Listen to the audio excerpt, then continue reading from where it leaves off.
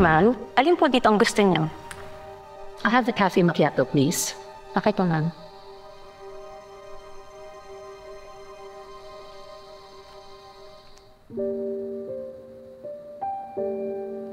So why did you choose me? Simple lang po. Para sa Ate Helena ko.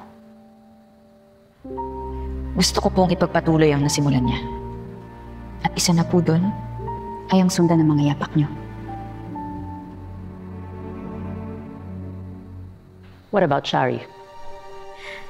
Hindi na po ako magpapaka-plastic. Siyempre, ang gusto ko po yung may pinatunayan na at tinitingala. Sigurado ako kung nandito ang ate ko, kayo rin ang susundan niya kahit sa ang sulok pa ng mundo.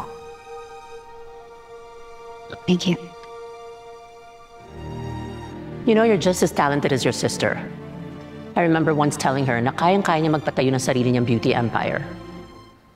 The question was, kung kaya niya makipagbatuhan ng dumi para lang to get on top. Hindi daw.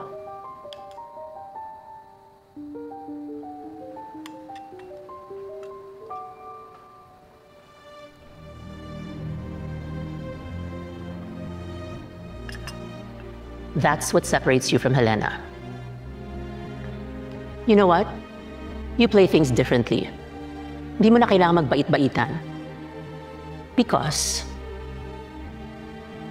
kaya mong tumapak ng ibang tao para lang sa ambisyon. But let me tell you one thing. You are just like me.